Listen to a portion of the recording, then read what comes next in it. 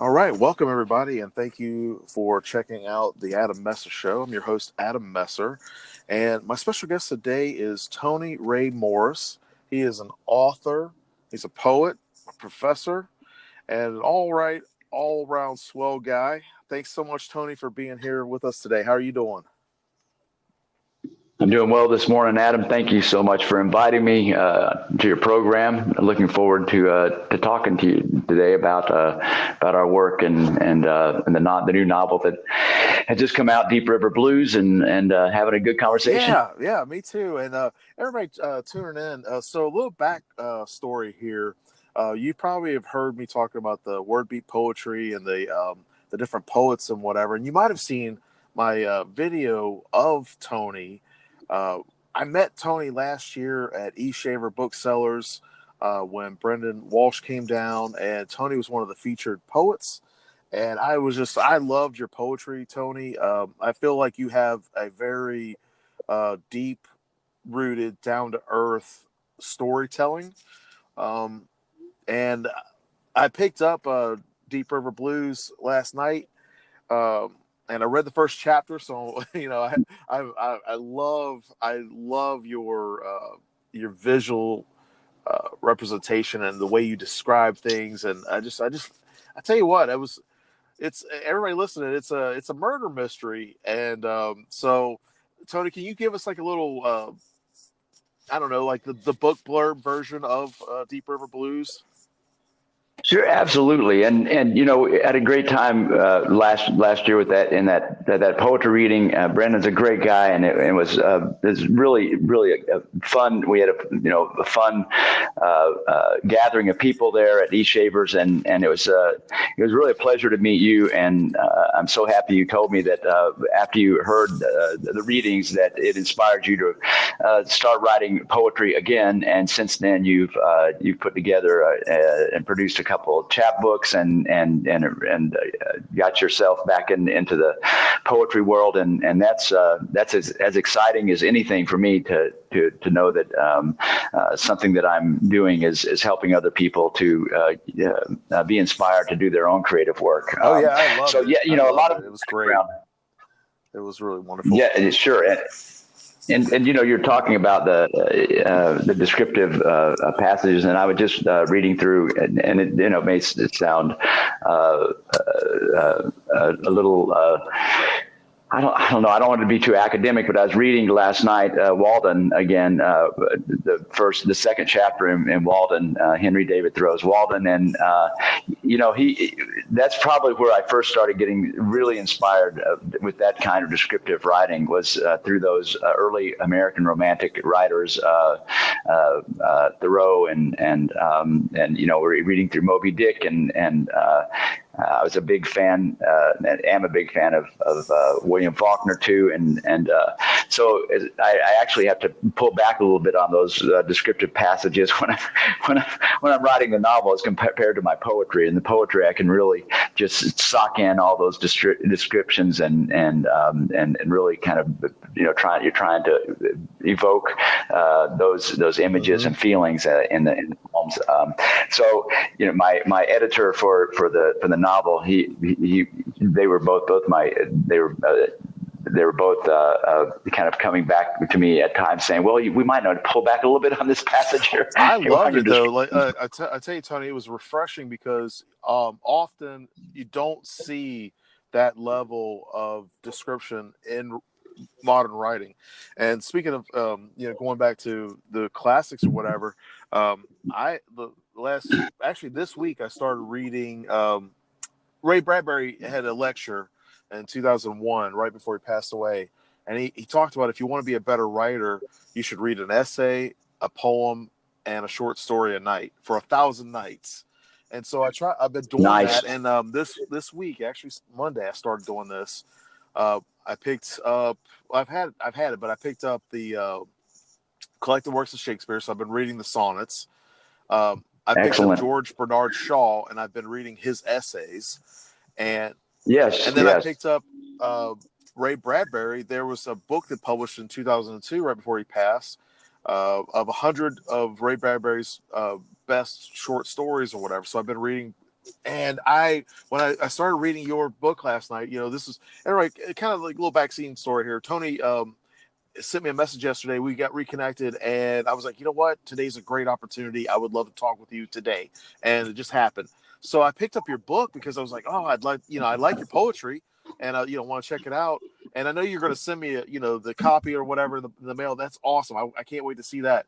But I was like, I've got to check this out. And when I started reading, I fell in love with the way I love the way you do your poetry anyway, but I fell in love with the way you started doing your storytelling, because you don't see that level in most fiction work, in my opinion. You don't see a lot of right. The illusions kind of just being built, like when not to be I don't want to give away any kind of spoilers here, but when I don't think you're going to in the first chapter. Well, it's with the novel, you start off with a serious problem. There's been a girl that's been found, her body's been found, and she's murdered, and it's in this small town or whatever, and you got just reading and I was visualizing, I could actually see this girl, as you described her. I was like, wow, this is, it's very hard for me to get into fiction that, because I'm so used to, like, I did in high school, did AP English, we read Shakespeare, we read a lot of the classics. In college, I didn't study literature in college, but I did business administration and information systems. And so, I guess I kind of got spoiled because I had an awesome English teacher named Mr. Beach for that AP English. Goodness. And yeah, and I've just been spoiled about fiction ever since. Now, nonfiction, I'm a little bit more lenient because, that's more of a personal narrative. But when it comes to fiction, I love the fact that you have really, you drove this and you dove deep.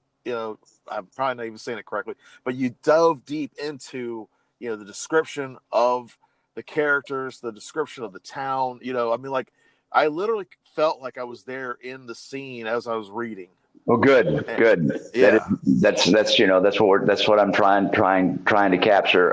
So one of the goals I had when I put this together, this is a crime, a mystery thriller genre, but I did want to infuse it with literary elements, and so basically the plot is that there's a body of a young woman is washed up under a bridge, and the local sheriff, Cord McRae, has to investigate the murder. He's not, this, like you said, it is a small town.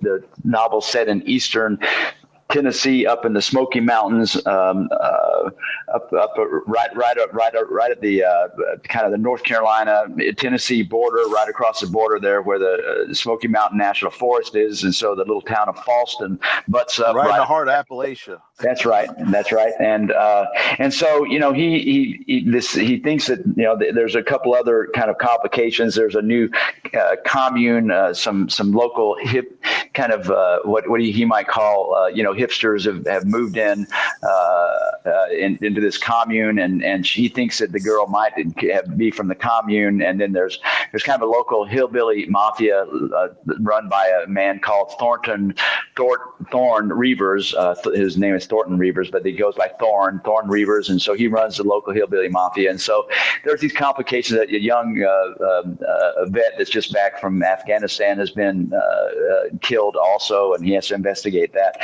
So Cord is he kind of jumps into this, and he has some domestic problems going on too. But the big thing is I wanted to kind of capture, if I could, capture the feel of that entire region region there that I think gets short shrift often in our popular culture. We often think of the quote unquote the hillbilly as kind of the backwards and less intelligent and just not sophisticated, and often our society and our culture paints them in a negative light. And so one of my goals was to try to humanize the people in this region, and give them like rounded personalities. And but you're talking about that, the description of the murdered girl, and probably the passage that you made you think of it is in the second or third page in. I could read it if you'd like for me to. It's just this little. Oh, I would love. Yeah, I would love it. I was going to ask you if you would do a reading for us, because and not to cut you off, Tony, but one of the things that I enjoy about the level of writing is that it is relatable. Even though you have a lot of like deep descriptions, there's nothing in there that's highbrow.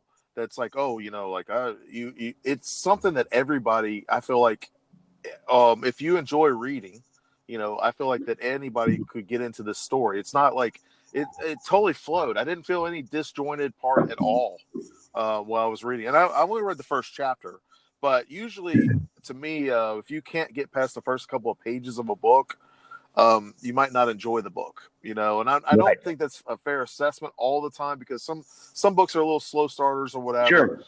Yeah, but for me, that's like if I can't get through the first pages, first couple of pages with an interest in continuing to read, I don't really push it, But I didn't feel that with yours. I read the first chapter, last night before I went to bed, and I was like, man, this is going to be really fun to talk about today. Good, excellent. So yeah, I would love to hear a chapter, like a little reading or whatever. That'd be great. Yeah, well, I was just going to read, because you mentioned that you got to the part in describing the young woman, and so what happens is he finds this the body, and he and his deputy are kind of down by the shore, looking at the body there and examining the body before they take it out and take it to the morgue, take the body to the morgue, and so he stands up and kind of reflects back for a moment about how he could picture her coming down, kind of floating down the river. And so it's just one I'm just going to read one paragraph here. He stared out across the river, high above steep bluffs that rose sharply from the shallow shores. A red-tailed hawk cut through a cornflower blue sky under rippled bands of clouds, shrill whistle echoing off the surface of the chill water. He pictured the girl floating down the river. Her loose peasant skirt rippled and spread like dappled yellow leaves floating on the surface of a current that furled and eddied, swirling around legs and torso. Her head and arms would have plunged, submerged, then resurfaced as she dipped and spun into each new trough, or edged around the smooth, slick surface of stones that split the wide, slow course of the river. A slight wind would have breezed across her body as she rolled onto her back, floating for a moment, waves of long red hair fanning out to frame smooth, marbled features. Green eyes staring briefly into the infinite before rolling face down again to follow the quickening surge of the old, unceasing pull. So that's kind of the description that he sits there and imagines her coming down the river, floating down there, the dead body floating down the river. And the neat thing about, I feel like with that passage is it's so descriptive. I mean, like I was listening to you, I was just envisioning it as we're, as I'm listening to, as you're talking and reading it. And I think that's a great indicator of a storyteller, member.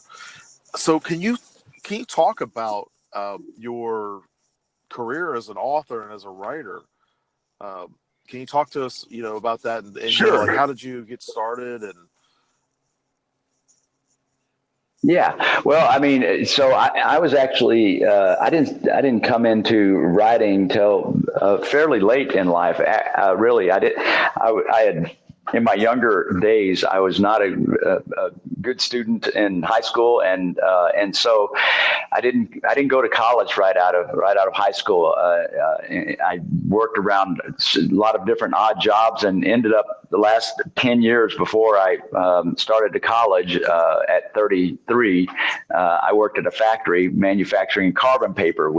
This is back in the days before computers, and so they used carbon paper to make copies and for invoicing and such. And so I was working in this old factory making carbon paper, running machine, and it's dirty and hard and hot and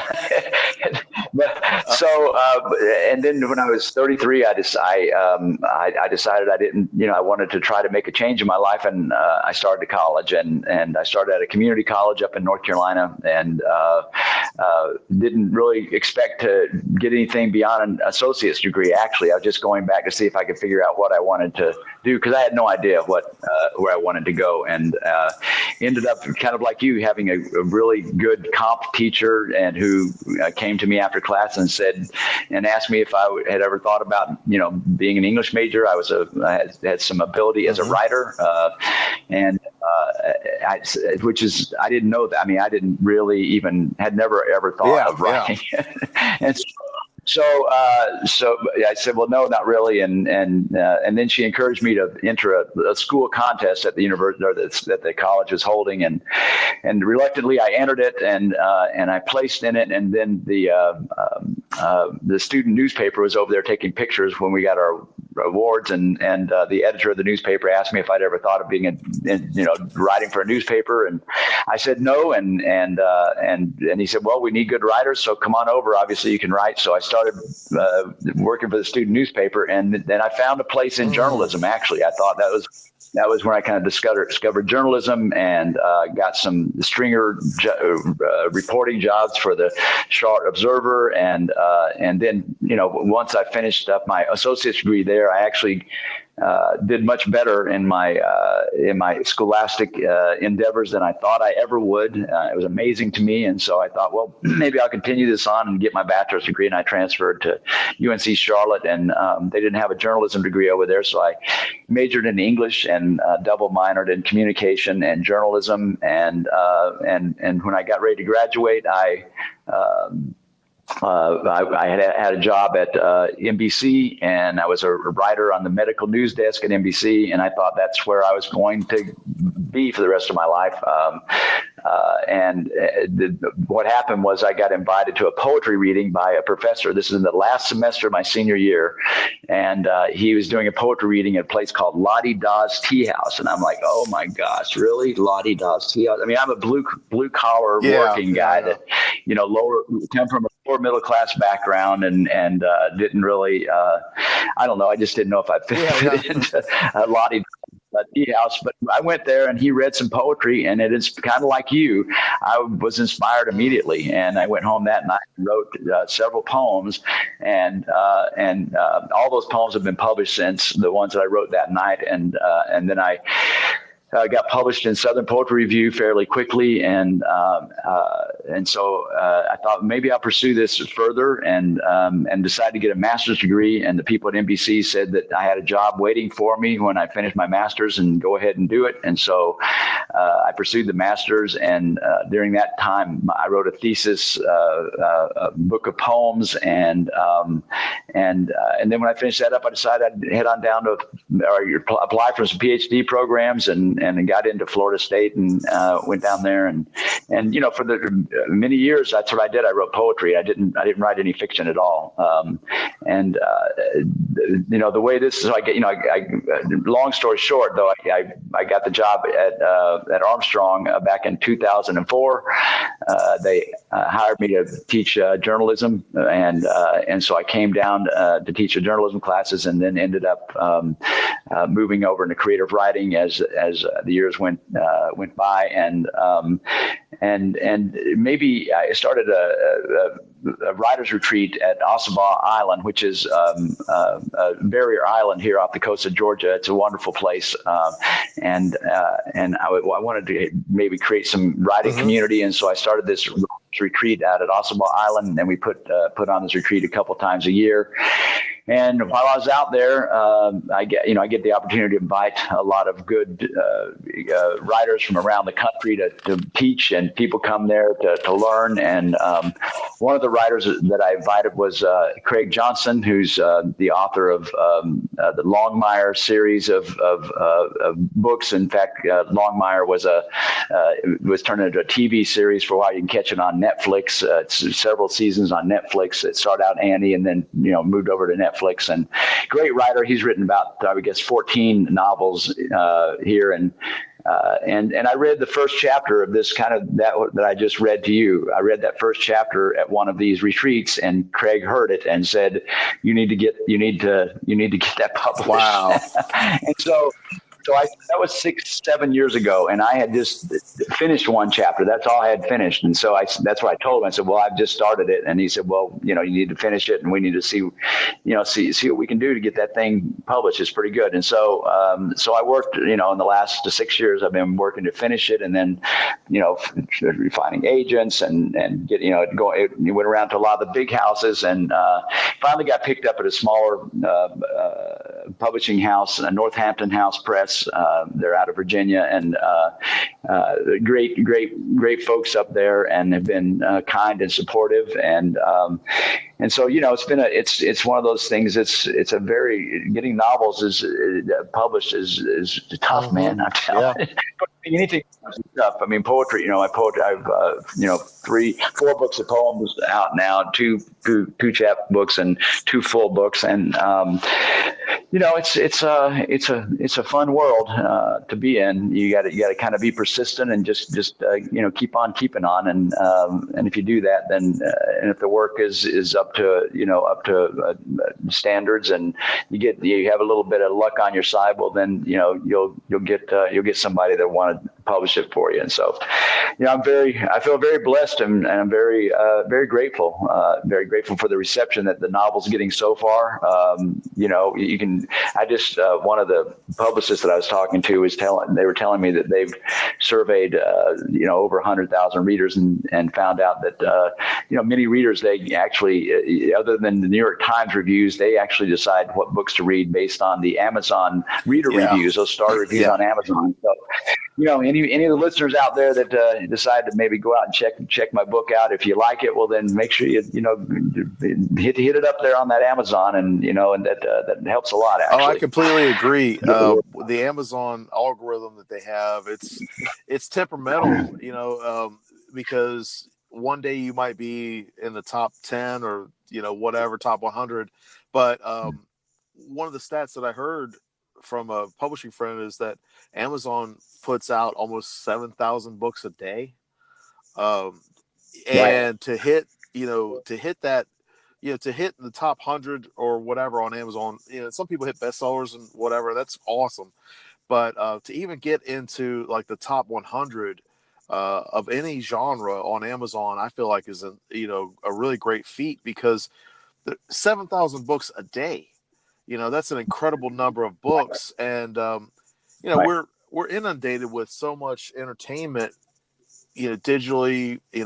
I love the thing I love about the poetry and going to the reading, and what just flowed in me and just kind of hit me and touched me was, it was a way to reconnect with the world, to see your vision through your poetry, and it's not always like, when I say your vision, I don't mean like this is like, your whole world vision of whatever. I'm just talking about like a slice of, a window pane of, just a little sliver of, an insight into your mindset. Right. And I felt so, I just felt so invigorated by it. And I didn't realize, Tony, that we had so much in common, because I went back to school. I graduated when I was 32 from college, and I worked. I'm from Ohio, from Cincinnati, and my family is all from Pineville, Kentucky, or Pineview, Kentucky, which is okay. Boone Park. Well, my mom's family hails from Sinking Creek, Kentucky, which is right outside of London. Yeah. We might, Tony, No, we might no. be related because I kid you not. I'm in a group on Facebook. It's called Stinking Creek, and Carol Golden, she does like a lot of family research and history, and like all the Sure. folks down there are related to each other. Like that little holler. That seems like Oh my gosh. that's right. Stinking Creek. Of like a Yes. million things in the world, of all the people in the world, who would ever have heard of Stinking Creek? Oh my gosh, this is crazy. Yeah, she came from a family of 12 brothers and sisters, and that's where I get my middle name from, Ray. She's the Ray side of the family. Wow. So I'm gonna have to ask Carol. I'm gonna have to talk to Carol and say, hey, can you do some research here because I might have found a distant cousin. But when you're telling me about that, it's crazy because I had to right out of high school and all, I had to work, and my goal, my dream, like everybody's dream back in the day was like, oh, go to college, you'll do better or whatever, yada yada yada. Well, I was married, had kids, and I had to go back to school at night, and so they didn't offer. I wanted to do computer science, and they didn't offer that, so I ended up taking business. Well, one of the things that I always loved, especially from high school days, I was on the journalism staff, so I was on the newspaper. I used to love to write, and I had a teacher in college, David Taylor. I think you might know him, Dr. Taylor from Armstrong. sure. He had talked to me about doing some creative writing, and I love his stuff. Like one of the things that he said in the class was, we have to focus on the audience. Well, and he said this, I was like, oh my gosh. He said, give them what they want, give it to them real good. And that's something that's always just stuck with me. And I like it. Yeah. Doing like the blue collar work or whatever. I actually do electrical work now, because I'd worked at the college for like 10 years doing, financial aid. I was financial aid director, but those jobs have dried up a lot.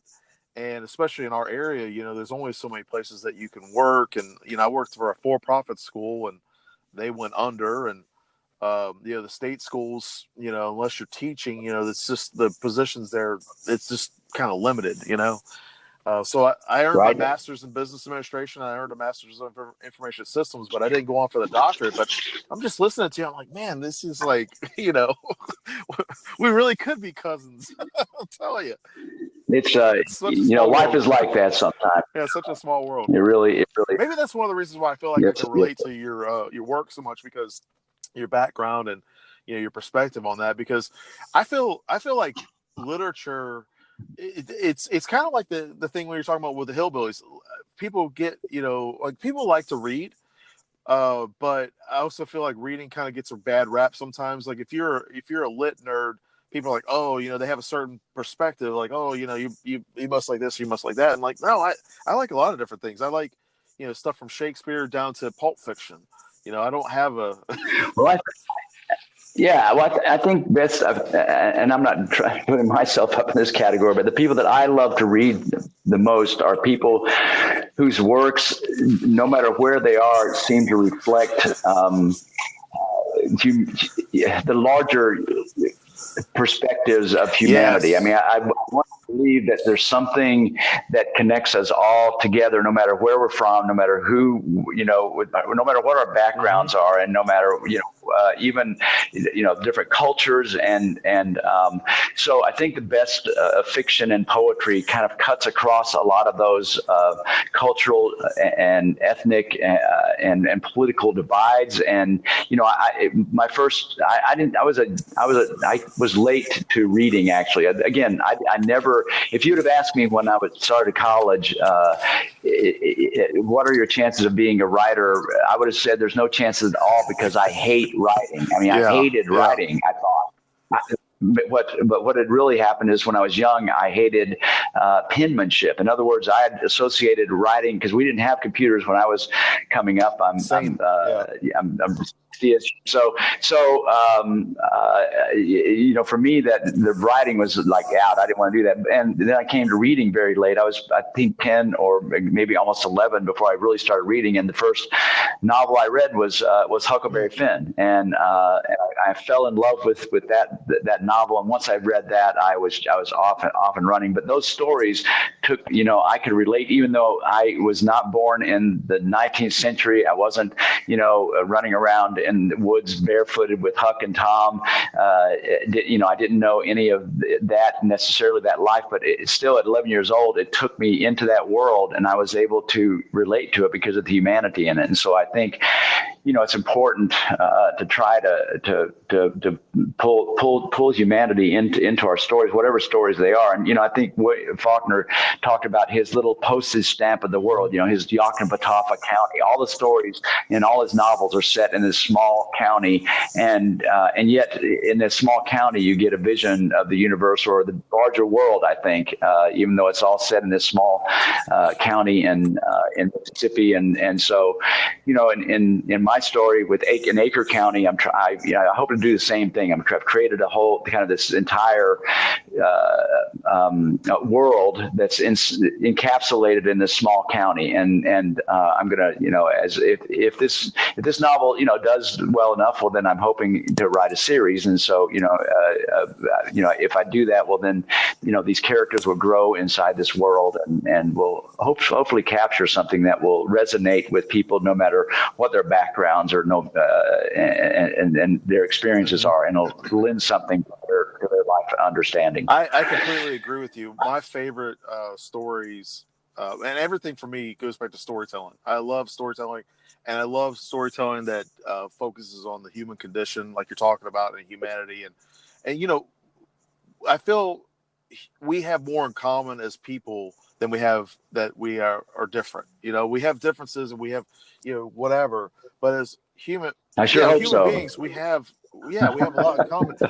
And one of the things I've enjoyed, kind of going back to reading some classic literature this week versus mostly reading almost exclusively nonfiction for the last 25 years, I have enjoyed reading like Ray Bradbury, for example. The short stories I've been reading this week of his, they all deal about, with fear and living and loving and, enjoying life and then not enjoying life.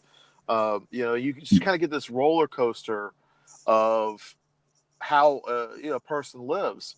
And, yes, I feel that, and this is a question I want to ask you. I feel that that's really important, but it's also very difficult sometimes to illustrate. How do you approach that with telling a story and making it realistic and relatable?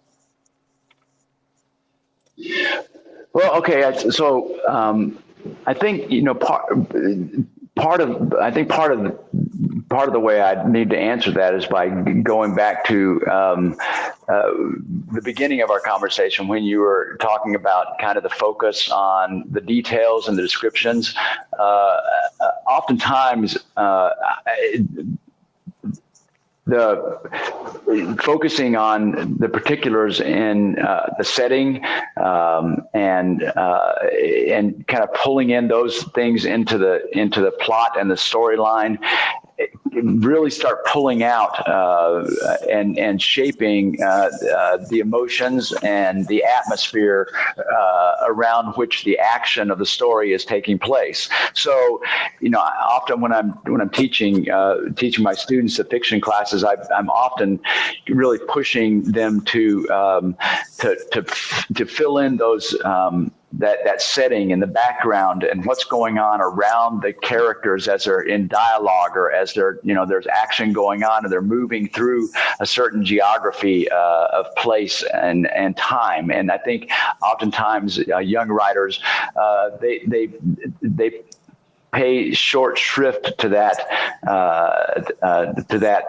detail, and I think those are the details that really start supporting and adding to the emotional content and the psychological content of what's happening to the characters and how the characters are relating to each other, right? So because you can't, you don't want to, as we say say a lot, the whole show don't tell. Well, we have to tell sometimes, but we're also showing. But the part of the way of showing those emotional moments are by setting up the atmosphere around the characters, the players as they are, the players in that particular world that you've set up. So that's one way, I think, is really infusing the whole world with. To me, the more you can paint the picture with the words, the more alive that scene becomes, and so each scene needs to kind of be filled out. And I often, for me, I guess I'm very visual, imaginatively visual in the sense of when I'm writing the stories, it's like in my mind, I can picture it like a movie kind of going on. That's how I see it too. I see it as like a movie scene. Yeah. I love that. I love that. Right. How do you like when you say young writers? See, this is another thing that I think too. People, and just a personal opinion, when you say young writers, you don't necessarily mean age. Do you mean like new? Yeah. So that's right. New people that are new to it, to people that are trying, maybe just because many of the writers we get that come out to our retreat at Ossabaw, they are the average age of the writer that comes out to Ossabaw is probably 40, actually. But many of them are, young in the sense of just, they're kind of dipping their toe into really getting serious about creative writing, about, fiction or creative nonfiction or poetry. And so yeah, that is what I mean. And there's, the other side of the young writer thing is that it's I think it's not impossible. And I'm not going to say one shouldn't start writing earlier, but I think age brings some writing wisdom, maybe. That's a good way of putting it. I think it's not a bad thing to experience some life. I think it helps one's writing. I agree. I mean, like that's just what I was going to say. Was I feel like everybody has the ability to be. We're all storytellers. I mean, like everything we do, even if you don't write, we're all storytellers. And I feel like one of the things I can really see in your work, especially now that you told me more about your background, I can really see in your work how your life experiences have, molded you and have, influenced your writing. And I try to write the same way, where I try to write where something that I would enjoy reading, and also something that's relatable to other people. Because honestly, nobody wants to read a boring story. I mean, like, have you ever had a person tell you a joke and, the punchline just fell flat? Sure. That's what it reminds me of. It's like, we start reading this and like they did this and they walked down the hall and they did that. I've actually been the person that told the joke and the punchline went fast.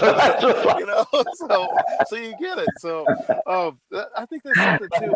Like when you were kind of accidentally, like just it was a set of circumstances where you came into journalism and all that. And a personal side here, I actually write for the Savannah Morning News as a freelance journalist. Been doing it since 2014, so I love it. And it's always nice to talk to a fellow journalist. And I don't do hardcore stuff. I don't do like daily beat stuff. I do like event journalism or whatever. So, but when you kind of just like going back to the question here, when you kind of accidentally fell into this, like it was, like a nice little surprise. And when you had these opportunities, appear, or these opportunities come about, because, some way or another, you came to mind when somebody was thinking about, something. What was your approach to, like, when you said, no, I've never done journalism before. No, I've never written before. I've never done this. Or what was your approach to jumping into that? How did you bridge that gap? Right. So I'll just, okay, dude, here's the deal. For many years, I love alcohol, and I loved drugs, and I did a lot of them. And I'll just say that when I was a little over 30, I got to a place where I loved them so much that they were controlling my life too much, and I had to change. And so as part of that change, I also decided that there's some new directions that I had to take philosophically, and one of those directions that I took, I had some really good advisors, and so some of the advice that I got was that trying to go in the outdoor or up the down escalator, and instead go through the doors of opportunity that opened to me, even if I was afraid that my fear was getting in the way. In fact, the phrase that was used to tell me about it was "F your fears." Right? So I love that. So, in other words, yeah, you might be afraid, but that doesn't matter. Do it anyhow. If it's not going to be harmful to you, then do it and try it and see what happens. And so when those opportunities came up, I had to ask myself the question, well, what's the worst that can happen? And, let me give it a shot. And so that's, even though I didn't want to do the writing contest. And my teacher at the time said, what's the worst thing that can happen, Tony? And she literally asked this. I said, I don't know. And she said, the worst thing that can happen is you don't win a contest at a small community college. Wow. Who cares? So why don't you just enter the contest either way? And I'm like, okay.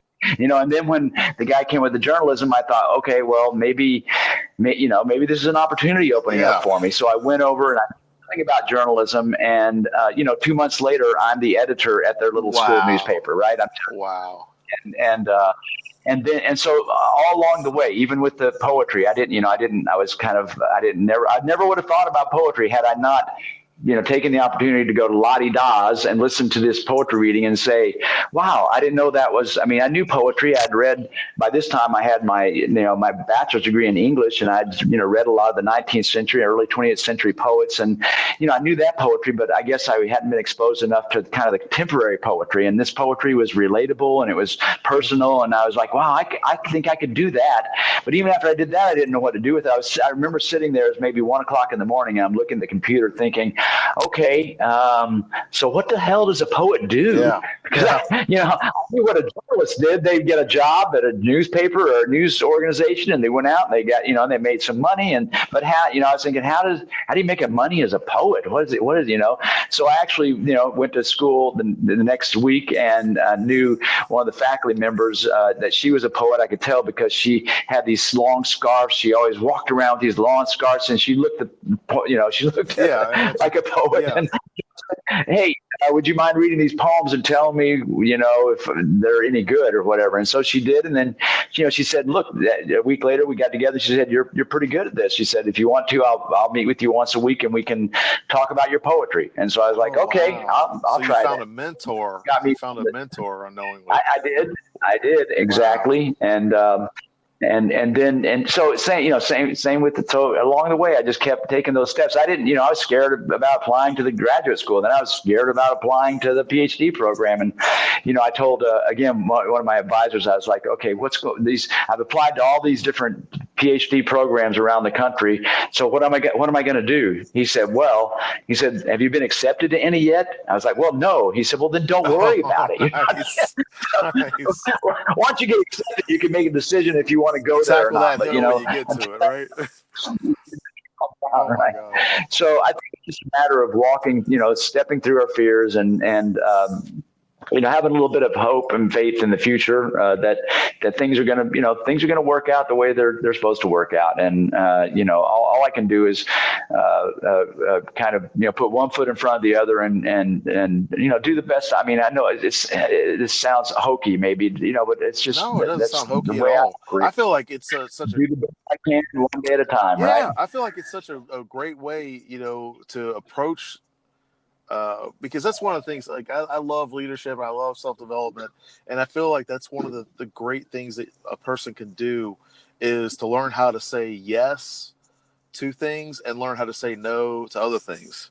And, say no to your fears if they're gonna, stop you from doing something, creative or something that you want to try out. Say yes to your fears of like you're gonna get hurt, Right.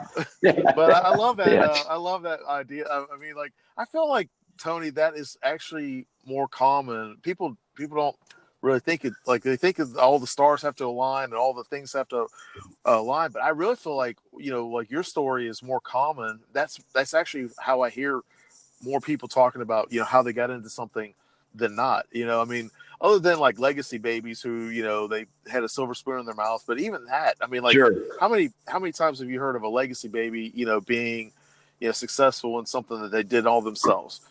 I'm not talking about those folks. I'm Right. talking about the folks that, they had grit and they did the grind, and they're like, well, like you said, what does a poet do? How does a poet make money? How can I do this? And you ask those questions.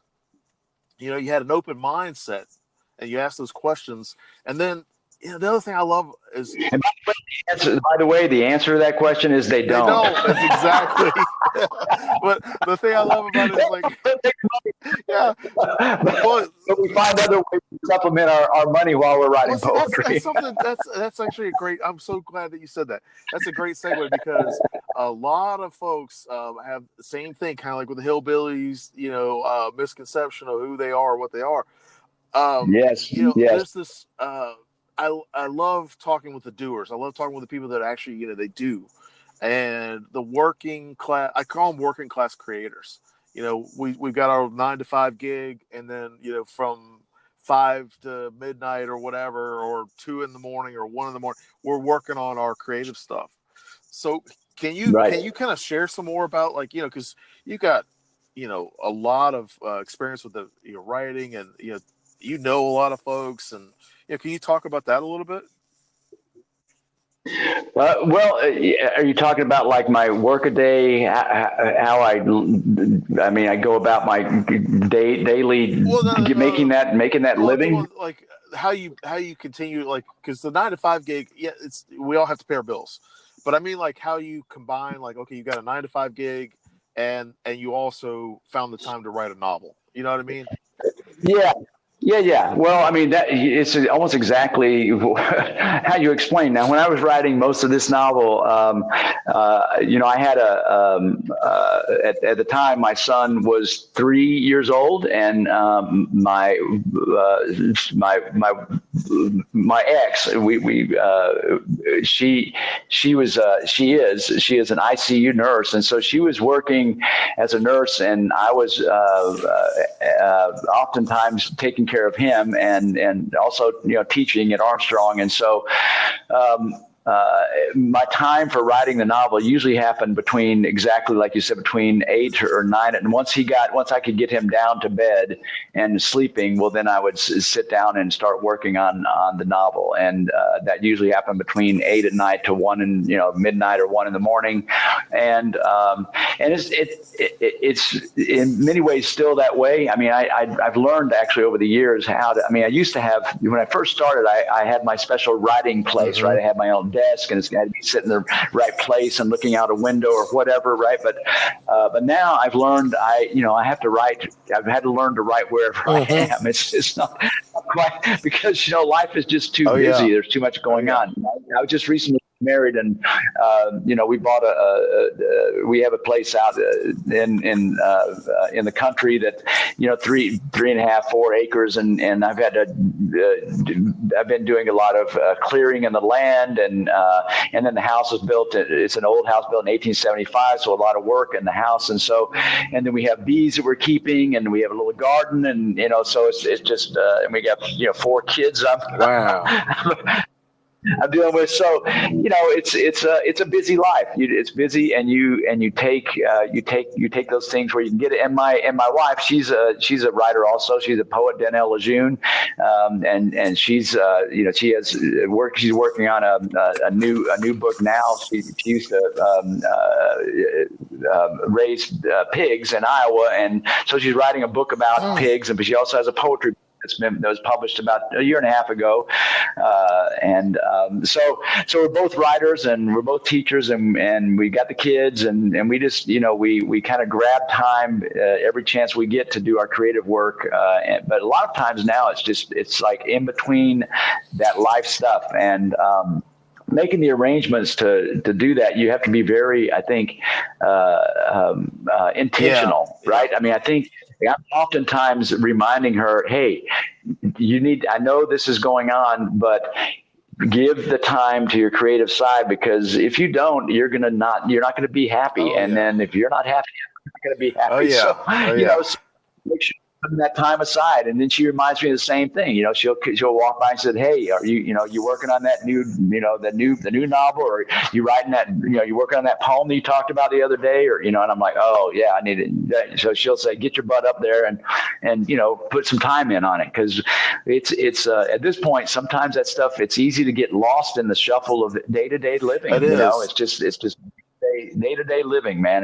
You gotta pay those dues, and life is like that. It's not it's I think the people that really get the stuff done, or like you said, maybe, I don't know if the working class is right or whatever word you want to use it, but I think you're right. I think it's those people that kind of say, I'm going to push beyond what what other people would maybe. And, when some people maybe are sitting down and watching their TV shows, and there's nothing wrong with that. Believe me, I love my own TV. I'm a TV addict at times. So I'm not putting that down. But, when people are doing that, some other people are not. They get up and they do their other creative stuff. And, that's creativity is, of course, way beyond just writing. I love craftspersons. I love people who work with wood, people who work in stone, people who paint, and artists and craftspersons, even people that do, if you're a gardener, whatever it is. I mean, all those things we do that are outside of the normal making our living, that contribute something to the world. I mean, I think that's part of I would never have done this had I thought that I couldn't try to contribute something, that my work doesn't contribute something of worth to the world. I'll just put it like that. Yeah. You can disagree when I say that, but I just can't imagine. Some of my students want to say, I'm writing for myself, and I'm like, there's nothing wrong with that, but that's called a diary or a journal. But if you're going to write, you're writing for other people, and so I write my stories. I don't write them for me. I mean, I write them because maybe I'm thinking I want to put the story down, but I write them for people. I want people to enjoy my stories and my poems. That's my only really. That really is what it's all about for me. I want to give people they can enjoy. Yeah, right? I mean, like Dr. David Taylor, that's one of the reasons why that stuck with me. Give them what they want, give it to them real good. Because it's just one of those things. By the way, and I will use it and give him credit for it. By the way, because I love it. And it's always stuck with me because this guy, he's got a PhD, I think, in English or literature. So I don't know exactly what it is. It's in writing, and he teaches writing, and that's one of the things that always stuck with me. Just like what you're talking about, like and when I was saying I like to write stuff that I enjoy to read, but I'm not writing for myself. I'm writing stuff that I like for example, fiction. I like to write horror fiction. Right. I like to write sci-fi and stuff like that, because that's the kind of stuff I enjoy reading. Sure. I'm not writing it as a like you said, like a diary. And I think there's a big distinction between people that they're just writing for themselves. There's nothing wrong with that. People that they journal and they do diaries, stuff like that. There's nothing wrong with that. And there's some folks that are like, oh, they don't have the confidence to share it with anybody. And I understand that. But really, the stories, I feel like when you're talking about that, I feel like the stories are, if you're trying to tell a story and make a ding in the universe, or put something out there to the world, even if it touches one person, you've made a difference. Sure. And, it's so funny you say, because you mentioned about, it's okay to just do it for ourselves. But we, people like us, I think, there's got to be, and I tell this to my students all the time too, to be a writer, you've got to be a little bit arrogant. Because you're the kind of person that thinks that what you're writing, other people will actually give a damn about. You gotta want to drink your own tea. Put that in there. Yeah, it is kind of funny you say that, because like there's sometimes where I'll write something, I'm like, man, this is the best thing ever, and then there's other times I'm like, oh, this is total garbage. Well, that's good. That's good. You have a good self critic is good, man. And we go beyond that, and we need our good editors too. I've got to give the editors, both the people that have looked over my poems many times before. I mean, this is the other thing. I rarely publish my poems without at least two other people reading them and giving me some feedback, because I have to have those trusted people out there that I know that they've got, and that they can give me good, honest feedback, and they'll tell me when they're going, Tony, what the hell are you doing here? What is this line about? It just doesn't even make sense. Or you've already pushed it way too far now. Yeah. We don't need either. You're trying to tell us instead of showing us, so just stop it. Or whatever it is. And I love those good advisors and editors. I love the fact, because I was actually having, this is synchronicity again. I was actually having the same conversation. I've had talking about trusted readers. I've had that like the last 2 weeks. I've had that conversation with a couple different people, and you're actually the first person that's mentioned talking about trusted readers. I've been talking about it, but the other people are like, what do you mean? And I was like, folks that will tell you about yourself if you're not doing right. Yes. Trusted readers. Yes. They're not. Yes, I don't know how people go without them. And like, because we all have our fans, and we all have, like the folks are like, oh, Tony, I love everything you do. Adam, I love everything you do. And they will never tell you, anything negative, because they're afraid to hurt your feelings. And that's useless to me almost. Well, my ego needs it. My ego needs it, but for my writing, I need the people that are going to show, tell me what's not working. Right, and then I think the difference between a trusted reader, in my opinion. And I'm just talking from my own experience, but just my opinion. I think the difference between like a trusted reader and a critic is, a critic is someone who doesn't know you. A trusted reader is someone who does know you, but they're willing to give you constructive criticism. And I think when you said that, oh my gosh, it was like yesterday when we were talking, I was like, this is synchronicity. This is God speaking. This is the universe. Whatever folks they believe system is. But I was like, this is supposed to be like, I'm supposed to be talking with you right now. What I think, don't you think? I mean, at least for me, I think part of the reason I'm very grateful. I'm so grateful that I started my writing career out in journalism, because journalism taught me so much about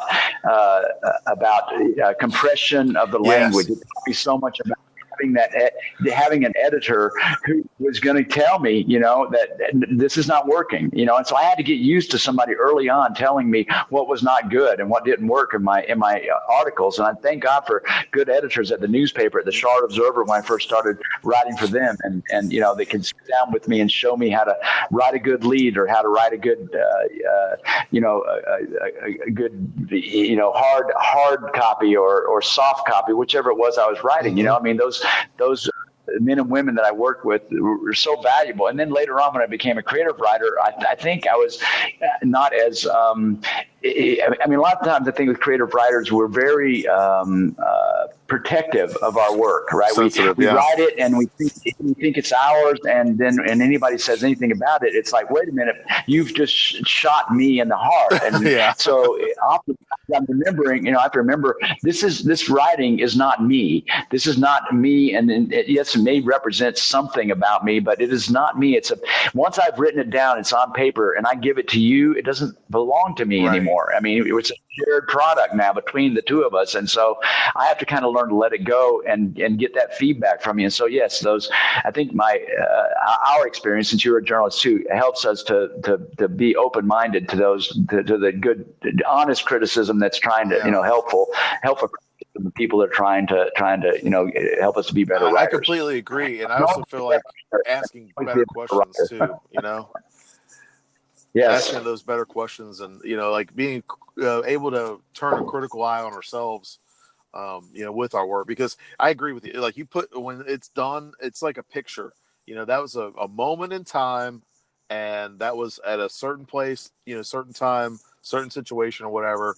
But it's a picture. It represented a memory, and I feel like Right. that's the same thing with the writing. It's like when you finish it and, you put as much polish on it as you can, and you put it out there to the world, it is the world's, Yes, I that's love right. that you said that. You're I'm right. so that's so neat. I know we've got to wrap it up here, Tony. Where can people find your work? And I definitely want to have you back on the show. I know this one we're doing a podcast because of the limited time, but I definitely want to have you back on the live radio show too.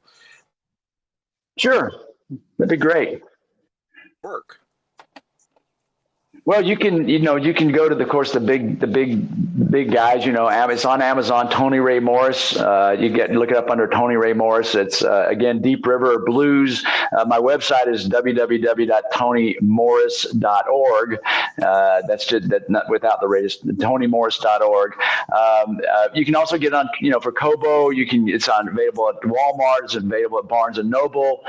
So kind of the big box stores. And don't be afraid to go to the booksellers. If you're in the Savannah area, well then East Shavers and the Book Lady bookstore will both, if they're not carrying it already, they'll definitely order it for you and bring it into their bookstore. So just call them up and have them place an order for you and grab a book from one of those folks. Right now it's available in hardcover and the ebook, Kindle and ebook. Once we get through the hardcovers editions, and then we'll probably be coming out in trade paperback. But yeah, I'm hoping it came out at a strange time because normally I would probably be out touring and doing readings, and you'd be able to get the book if you might read. So I'm trying to figure out how to set up some maybe some virtual readings and interview, kind of like yours, right? And do virtual readings and this is a new kind of game for me though to do that whole virtual thing. So here we go though. We're in a new virtual world. I love it. Yes. Tony. I really honestly feel so it's such a great pleasure to be able to talk with you today. I mean, I know it was just kind of random out of the blue. I was so glad that you contacted me yesterday and that we were able to talk today because I feel that you are when I say working class writer, I mean like a person that they do the work, like they constantly are working on it, and you don't wait for inspiration. I appreciate that. You do the work, and I feel like that's the difference between like people who are in love with the idea. Like you ever heard of somebody saying, oh, you're not in love with me, you're in love with the idea of me, that kind of thing. Yes. That's how I feel like, yes. Like it's like there are people that are in love with the idea of being a writer. And then there are other people who, when writing is a lot like a marriage. There's work. There's sometimes where it's all just wonderful and just bliss and everything. There's other times where you're like, man, I know I've got to write this scene. I don't want to do it. But I love you, so I'm going to do it anyway, Yeah, that's right. It's been a pleasure talking to you. I'm like you. I'm glad we reconnected, and I look forward to more communication with you. And so yeah, any of your listeners, if you want to check out also the Ossabaw Writers Retreat, it's a great little retreat we got going on. We probably won't be doing. We usually do have a retreat in the fall and a retreat in the spring. We're not running the fall because of pandemic, the COVID-19. Yeah. Hopefully spring, and you can go to the website at ossabawwritersretreat.org and find out more about that. That's OSSABAW, Writers Retreat, all one word, .org. And again, you can check out my website, tonymorris.org, and find out more about me and my other books. I have my poetry books up there too, and I do have a children's book I wrote many years ago, and so it's available. It's been a pleasure. Thank you, Tony. It's really been a pleasure. I enjoyed it. Thank you so much. Just one final note. I will put all the links, everybody. So if you're listening in, the links are going to be right there in the description so that you can go right to Tony Ray's stuff. And thanks again, Tony. I really appreciate it. You're welcome. Thank you, Adam. We'll talk to you soon.